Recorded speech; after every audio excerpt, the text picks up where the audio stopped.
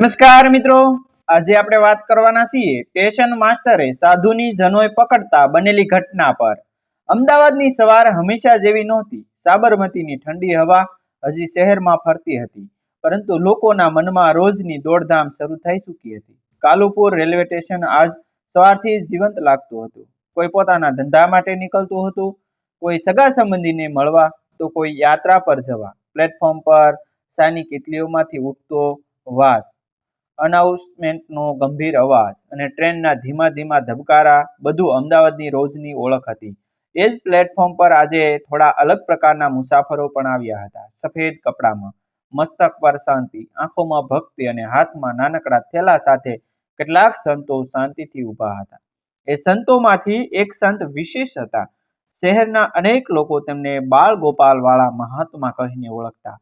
કારણ એ હતું કે તેમના માટે ભગવાન કોઈ પથ્થરની મૂર્તિ નહોતા, કોઈ પૂજાની વસ્તુ નહોતા, પરંતુ જીવંત સંતાન જેવા હતા। એ સંતના થેલામાં હંમેશા નાનકડા બાળ ગોપાલ રહેતો। એ બાળ ગોપાલ સાથે તેઓ વાત કરતા, હસતા, ક્યારેક સમજાવતા અને ક્યારેક મનમાં ઉઠતી વેદનાને પણ બાળ ગોપાલના શરણોમાં મૂકી દેતા। અમદાવાદના અનેક આશ્રમોમાં એમની ભક્તિની વાત જાણીતી હતી, પરંતુ એમનો સ્વભાવ અહંકારથી એટલો દૂર હતો કે કોઈ મોટાપણું દેખાતું જ નહોતું। આજે સંત અન્ય સંતો સાથે ટ્રેનમાં મુસાફરી કરવા માટે નીકળ્યા હતા। તેમને શહેરના બહાર આવેલા એક આશ્રમમાં જવાનું હતું, જ્યાં સંત સમાગમ યોજવાનો હતો। ટ્રેન આવી ત્યારે બધા સંતો શાંતિથી અંદર બેઠા। કોચમાં બેઠા પછી એ સંતે પોતાની સાથે લાવેલો થેલો ધીમેથી ખોલ્યો અને પ્રેમથી બાલ ગોપાલને બહાર કાઢ્યા। બાલ ગોપાલને તેમણે બાજુમાં રહેલી ખાલી સીટ ઉપર રાખ્યા। એ સીટ જાણે અંદર મંદિર બની ગઈ। સંતે હાથ જોડ્યા, મસ્તક નમાવ્યું અને મનમાં જ પ્રાર્થના કરી કે હે પ્રભુ, આજે પણ મારી સાથે રહેજો। થોડા સમય પછી ટ્રેન આગળ વધવા લાગી। બારીમાંથી દેખાતું અમદાવાદ ધીમે ધીમે પાછળ છૂટતું ગયું। સંતો વચ્ચે સત્સંગ શરૂ થયો। કોઈ ભજન બોલ્યું, કોઈ પુરાણી વાત કરી, કોઈ જીવનના અનુભવ વહેંચ્યા। એ સંત પણ વાતોમાં મસ્ત થઈ ગયા। બાલગોપાલ બાજુની સીટ પર શાંતિથી બેઠા હતા। ક્યારેક ટ્રેનના ઝટકામાં થોડી હલચલ થતી તો સંત પોતાની નજર ફેરવીને બાળક જેવી કાળજીથી તેમને જોયા કરતા। પરંતુ સમય પસાર થતો ગયો અને સત્સંગની મસ્તીમાં મન સંપૂર્ણપણે ત્યાં જ ડૂબી ગયું। ટ્રેન જ્યારે આગળના સ્ટેશન પર ઊભી રહી ત્યારે બધા સંતો ઉતરવાની તૈયારી કરવા લાગ્યા। એ સ્ટેશન અમદાવાદથી થોડે દૂર હતું। ઉતરવાની ઉતાવળમાં, સત્સંગની મસ્તીમાં અને અન્ય સંતોની સાથે ચાલવામાં એ સંતે અનાયાસે એક મોટી ભૂલ કરી નાખી। પોતાનો થેલો અને બાલ ગોપાલ બંને ટ્રેનમાં જ રહી ગયા। એ સંત અન્ય સંતો સાથે પ્લેટફોર્મ પરથી બહાર નીકળ્યા અને આશ્રમ તરફ ચાલ્યા ગયા। આશ્રમ પહોંચતા સવાર પૂરી થઈ ગઈ હતી। બપોરની તૈયારી શરૂ થઈ। બધા સંતો ભોજન માટે બેઠા। એ સંત પોતાની જગ્યાએ બેઠા, પરંતુ મન અચાનક અશાંત થઈ ગયું। તેમણે હાથ આગળ વધાર્યા, જાણે થેલો શોધતા હોય। આંખોમાં ચમક આવી, પછી ભય। હાથ ખાલી હતા, થેલો નહોતો, બાલ ગોપાલ નહોતા। એ ક્ષણે એમના પગ નીચેની જમીન ખસી ગઈ હોય એવું લાગ્યું એને। શ્વાસ અટકી ગયો, આંખોમાં પાણી ભરાઈ આવ્યું। એ સંતનો નિયમ હતો કે બાલ ગોપાલને ભોગ લગાવ્યા વગર પોતે ક્યારેય ભોજન લેતા નહીં। એ માત્ર નિયમ નહોતો, એ પ્રેમ હતો। તેઓ પોતાને દોષ આપવા લાગ્યા। હું કેટલો બેદરકાર બની ગયો, ભગવાનને ભૂલી આવ્યો। એમના મનમાં સતત એ જ વિચાર ફરતો રહ્યો। તેઓ ઊભા થયા, આશ્રમમાં આમ તેમ જોવા લાગ્યા, પરંતુ બાલ ગોપાલ તો ત્યાં જતા જ નહીં। બીજા સંતોએ એમની સ્થિતિ જોઈ। એક સંતે શાંતિથી પૂછ્યું, શું થયું? ત્યારે એ સંત રડતા રડતા બોલ્યા કે મારો બાલ ગોપાલ, હું તેને ટ્રેનમાં જ ભૂલી આવ્યો છું। આ શબ્દો સાંભળીને બધા સ્તબ્ધ થઈ ગયા। એક વરિષ્ઠ સંતે તરત યાદ કર્યું અને કહ્યું, તમે ટ્રેનમાંથી ઉતર્યા ત્યારે મેં જોયું હતું કે તમારા હાથમાં કંઈ જ નહોતું। આપણે તરત જ રેલવે સ્ટેશન જવું જોઈએ। એ સંતની આંખોમાં આશા અને ભય બંને એકસાથે દેખાયા। ટ્રેન તો આગળ ચાલી ગઈ છે, હવે શું થશે? છતાં પણ કોઈ વિકલ્પ નહોતો। બધા તરત જ પાછા ફર્યા।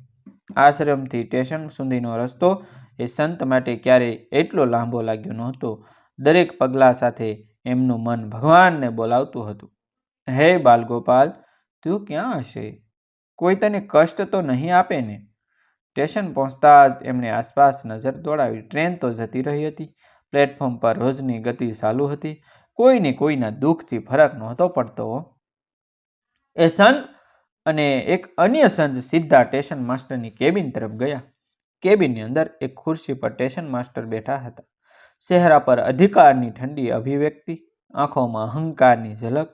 એ સંતે નમ્રતાથી વાત શરૂ કરી કે મહારાજ, મારો એક નાનકડો બાલ ગોપાલ અને થેલો ટ્રેનમાં રહી ગયો છે. કૃપા કરીને મને મદદ કરો ને. પણ જે જવાબ મળ્યો એ ભક્તિ માટે કડવો ઝટકા જેવો હતો.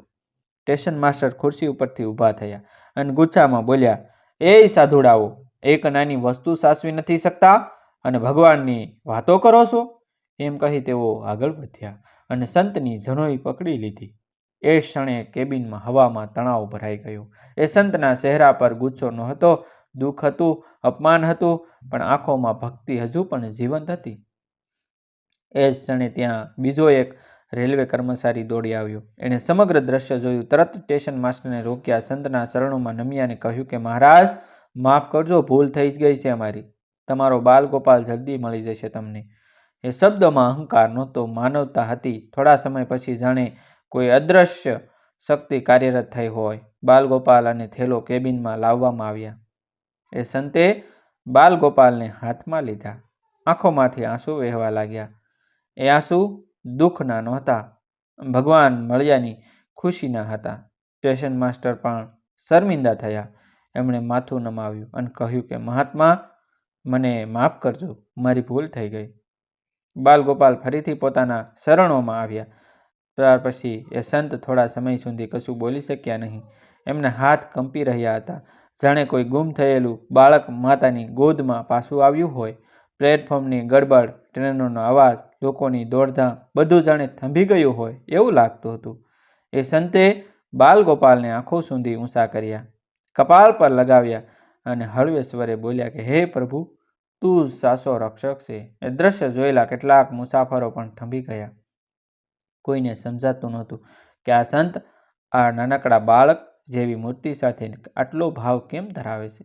બીજી તરફ સ્ટેશન માસ્ટર પોતાની ખુરશી પાસે ઊભા હતા.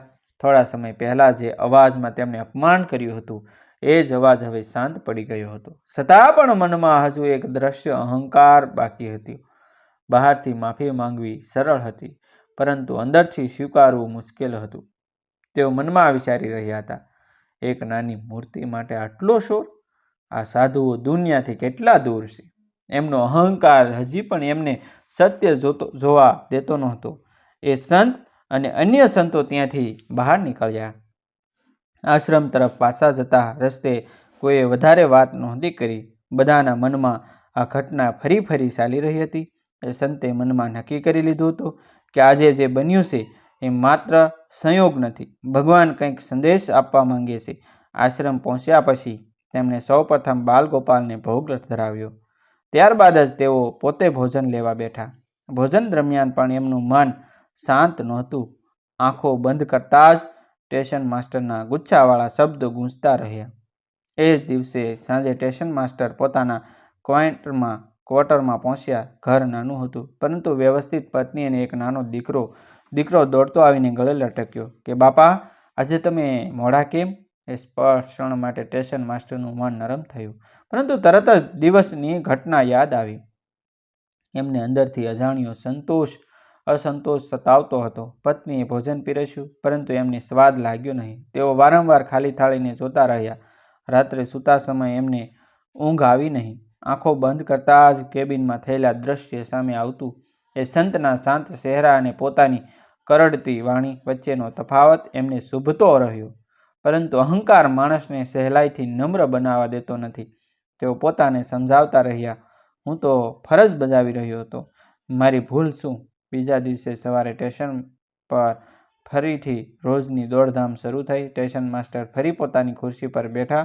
અવાજમાં ફરી અધિકાર પાછો આવ્યો, પરંતુ અંદર ક્યાંક ખાલીપણું હતું. એ જ સમયે એક રેલવે કર્મચારી આવ્યો અને કહ્યું કે સાહેબ, ગઈકાલે જે સંત આવ્યા હતા ને, તેઓ આજ સાંજે ફરી સ્ટેશન પર આવશે. આ વાત સાંભળીને સ્ટેશન માસ્ટર થોડા ક્ષણ માટે ચૂપ થઈ ગયા. કેમ આવે છે? શું ફરી કોઈ ફરિયાદ છે? કંઈક અલગ? સાંજે સૂર્ય ધીમે ધીમે ઢળતો હતો. પ્લેટફોર્મ પર ફરીથી એ સંત દેખાયા, હાથમાં થેલો, અંદર બાલગોપાલ. એ સંત સીધા કેબિન તરફ ગયા. સ્ટેશન માસ્ટર એમને જોઈને ઊભા થયા. વાત શરૂ થાય એ પહેલાં જ એ સંતે હાથ જોડ્યા અને શાંત સ્વરે બોલ્યા કે મારે કોઈ ફરિયાદ નથી, હું તો માત્ર તમને ધન્યવાદ આપવા આવ્યો છું. આ શબ્દો સાંભળીને સ્ટેશન માસ્ટર અસંભિત થઈ ગયા. તેઓએ ક્યારેય આવું સાંભળ્યું નહોતું. એ સંત આગળ બોલ્યા, ગઈકાલે જો મારા બાલ ગોપાલ ખોવાઈ ન ગયો હોત તો કદાચ આજે હું અને તમે બંને આ ક્ષણે અહીં ઊભા ન હોત. ભગવાન દરેકને કંઈક શીખવાડવા માટે આવી ઘટના સર્જે છે. આ વાત સ્ટેશન માસ્ટરના દિલમાં ઊંડે ઉતરી ગયો. એમને પહેલી વાર લાગ્યું કે કદાચ ભૂલ માત્ર સંતની નહોતી. એ સંતે કોઈ ઉપદેશ આપ્યો નહીં, કોઈ દોષારોપણ કર્યું નહીં. તેઓ શાંતિથી ત્યાંથી ચાલ્યા ગયા, પરંતુ પાછળ છોડી ગયા એક એવો પ્રશ્ન જે સ્ટેશન માસ્ટરને અંદરથી હલાવી ગયો. અહંકાર અને અધિકાર વચ્ચેનો ફરક. એ રાતે સ્ટેશન માસ્ટર માટે નિર્ણાયક હતી. અહંકાર ધીમે ધીમે ડગમગવા લાગ્યો હતો, પરંતુ સાચી કસોટી હજી આપવાની હતી. સ્ટેશન માસ્ટરની જિંદગી બહારથી જેમની તેમ ચાલી રહી હતી, પરંતુ અંદર કંઈક તેને તૂટતું જોઈ રહ્યું હતું. કેબિનની ખુરશી પર બેઠા હોવા છતાં હવે ખુરશીનો ભાર એમના મન પર પડતો હતો. જે અધિકાર ક્યારેક તેમને ગર્વ આપતો હતો, એ જ અધિકાર હવે પ્રશ્ન બનીને ઊભો રહ્યો હતો. દરરોજની જેમ ટ્રેનો આવતી જતી, સીટી વાગતી, મુસાફરો ફરિયાદો કરતા, કર્મચારીઓ અગ્નિની રાહ જોતા, પણ સ્ટેશન માસ્ટરનું મન ક્યાંક બીજે જ અટકેલું રહેતું. સંતના શબ્દો વારંવાર કાનમાં ગૂંજતા કે ભગવાન દરેકને કંઈક શીખવાડવા માટે ઘટના સર્જે છે. એમને યાદ આવતી રહી એ ક્ષણ જ્યારે તેમણે સંતની જનોઈ પકડી હતી. એ જનોઈ માત્ર ધાગો નહોતો, એ સ્વયં સંસ્કાર અને સાધુનાનું પ્રતીક હતું. અને એ જ ક્ષણે તેમણે પોતાની સત્તાના અહંકારથી એને અપમાનિત કરી હતી. એ વિચાર આવતા જ એમના હૃદયમાં અજાણ્યો ભાર ઉતરતો લાગ્યો. માણસ જેટલો અધિકારમાં ઊંચો હોય એટલો જ અહંકારમાં આંધળો બની જાય છે. આ સત્ય એમને હવે ધીમે ધીમે સમજાતું જઈ રહ્યું હતું. બીજી તરફ એ સંત આશ્રમમાં શાંતિથી પોતાનું નિયમિત જીવન જીવતા હતા. સવારે વહેલા ઉઠીને સ્નાન, જપ, પછી બાલગોપાલ સાથે વાતો. કોઈને જો એ દ્રશ્ય દેખાત તો એમ લાગતું કે સંત કોઈ નિર્જીવ મૂર્તિ સાથે નહીં, પરંતુ જીવંત બાળક સાથે સંવાદ કરી રહ્યા છે. કાલે શું થયું બાળા? સંત હળવે હસતા બોલતા, તું તો મને પાઠ ભણાવવા ગયો હતો ને? અને પછી આંખો બંધ કરી દેતા. એ સંતને કોઈ રોષ નહોતો, કોઈ ફરિયાદ નહોતી, કારણ કે જ્યાં સાચી ભક્તિ હોય ત્યાં અહંકાર માટે જગ્યા જ રહેતી નથી. એક દિવસ આશ્રમમાં સમાચાર આવ્યા કે સ્ટેશન માસ્ટરના ઘરે અચાનક મોટી મુશ્કેલી આવી છે. તેમનો દીકરો ગંભીર રીતે બીમાર પડી ગયો હતો. શહેરની ઘણી જગ્યાએ બતાવ્યું, પરંતુ કોઈ સ્પષ્ટ જવાબ મળતો નહોતો. બાળકની હાલત દિવસે ને દિવસે બગડતી જઈ રહી હતી. સ્ટેશન માસ્ટર માટે હવે ખુરશી, સત્તા, અધિકાર બધું નકામું લાગવા લાગ્યું. પિતા તરીકે એનું હૃદય તૂટી રહ્યું હતું. રાત્રે બાળકની પાસે બેઠા બેઠા તેઓ પોતાની જાતને પ્રશ્ન પૂછતા, હું બધું સંભાળી શકું છું, તો આ એક જીવ કેમ મારી કાબૂમાં નથી? એ જ સમયે એમને અચાનક સંત યાદ આવ્યા. એ સંત જેમના હાથમાં બાલગોપાલ સુરક્ષિત પાછા આવ્યા હતા, જેમની આંખોમાં ભક્તિ હતી, ડર નહોતો. સ્ટેશન માસ્ટરનો અહંકાર હવે સંપૂર્ણપણે તૂટવાની કંગાર પર હતો. અંતે તેમણે મનમાં નક્કી કર્યું, હું એ સંત પાસે જઈશ. આ નિર્ણય સરળ નહોતો. અહંકાર માણસને પગલાં ભરવા દેતો નથી, પરંતુ દીકરાની સ્થિતિએ બધું બદલી નાખ્યું હતું. એક સાંજે કોઈને કહ્યા વગર સાદા કપડામાં સ્ટેશન માસ્ટર આશ્રમ પહોંચ્યા. એ સમયે આશ્રમમાં શાંતિ હતી. સાંજનો દીવો પ્રગટેલો, વાતાવરણમાં ધૂપની સુગંધ. એ સંત એક ખૂણે બેઠા હતા, બાલગોપાલ સામે રાખી ધ્યાનમાં લીન. સ્ટેશન માસ્ટર થોડા અંતરે ઊભા રહ્યા, પગ આગળ વધતા અટકતા. અંતે તેમણે હાથ જોડ્યા અને ધીમા સ્વરે બોલ્યા કે મહારાજ. સંતે આંખો ખોલી. એ જ શાંત નજર, એ જ કરુણા, કોઈ આશ્ચર્ય નહીં, કોઈ પ્રશ્ન નહીં, જાણે તેમને બધું પહેલેથી જ ખબર હોય. સ્ટેશન માસ્ટર તૂટી પડ્યા, આંખોમાં આંસુ, અવાજમાં કપકપાટ. મારી ભૂલ થઈ, હું અહંકારી હતો. આજે ભગવાને મને મારી જગ્યા બતાવી છે. એ સંતે કોઈ ઉપદેશ આપ્યો નહીં, માત્ર ને માત્ર એટલું કહ્યું કે અહંકાર માણસને ભગવાનથી દૂર કરે છે અને દુઃખ માણસને ભગવાન તરફ લાવે છે. પછી તેમણે બાલગોપાલ તરફ નજર કરી અને હળવે સ્મિત કર્યું. એ ક્ષણે સ્ટેશન માસ્ટરને સમજાયું કે ભગવાન કોઈ સત્તામાં નથી, કોઈ ખુરશીમાં નથી. ભગવાન તો નમ્રતામાં છે. આશ્રમની રાત અમદાવાદના અનેક દિવસોમાંથી એક હતી, પરંતુ સ્ટેશન માસ્ટર માટે એ આખી જિંદગી બદલી નાખે એવી હતી. નાનકડા ઓરડામાં દીવો મંદ પ્રકાશ આપતો હતો. સંત બાલગોપાલ સામે બેઠા હતા અને સ્ટેશન માસ્ટર જમીન પર માથું નમાવેલું, આંખોમાં આંસુ સાથે બેઠા હતા. એ આંસુ દુઃખના નહોતા, એ આંસુ અહંકાર તૂટ્યાના હતા. જે માણસ આખી જિંદગી ખુરશી પર બેસી આદેશ આપતો રહ્યો, એ આજે જમીન પર બેઠો હતો. નિર્બળ, નિશબ્દ પરંતુ હળવો સંતે ધીમે સ્વરે કહ્યું કે તમે કોઈ ગુનો કર્યો નથી, તમે માત્ર માણસ છો અને માણસને અહંકાર થવો સ્વાભાવિક છે. પરંતુ ભગવાન જ્યારે માણસને પ્રેમ કરે છે ત્યારે અહંકાર તોડી નાખે છે. આ શબ્દો સ્ટેશન માસ્ટરના દિલમાં ઊંડે ઉતરી ગયા. એમને સમજાયું કે ગઈકાલે જે અપમાન થયું હતું એ દંડ નહોતો, એ ચેતવણી હતી. બીજા દિવસે વહેલી સવારથી જ આશ્રમમાં ભજનની ધ્વનિ ગૂંજતી હતી. સ્ટેશન માસ્ટર આંખ ખોલે તે પહેલાં જ કોઈ અજાણી શાંતિ અનુભવી રહ્યા હતા. ફોન આવ્યો ઘરેથી. પત્ની રડતા રડતા બોલી, દીકરાને રાતથી તાવ છે, સાંજે આજે આંખ ખોલી છે. આ શબ્દ સાંભળતા સ્ટેશન માસ્ટરની આંખો ફરી ભરાઈ આવી. તેમણે તરત જ સંતના ચરણોમાં નમન કર્યું. સંતે કંઈ કહ્યું નહીં, માત્ર બાલગોપાલ તરફ હાથ જોડ્યા. સ્ટેશન માસ્ટર ઘરે પહોંચ્યા ત્યારે દીકરો કમજોર અવાજે બોલ્યો કે બાપા. એક શબ્દે એમની આખી દુનિયા ફરી જીવંત કરી દીધી. એ ક્ષણે એમને સમજાયું જે ભગવાનને તેમણે ગઈકાલે અપમાનિત કર્યા હતા ને, એ આજે જ ભગવાન આજે તેમના ઘરમાં આશીર્વાદ બનીને આવ્યા હતા.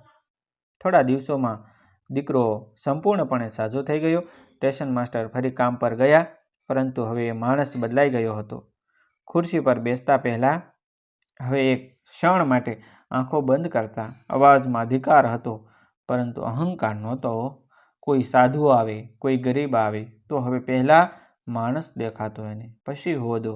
એક દિવસ એ જ સ્ટેશન પર ફરીથી એ સંત આવ્યા. કોઈ ઘટના નહોતી, કોઈ સમસ્યા નહોતી, માત્ર મુલાકાત હતી.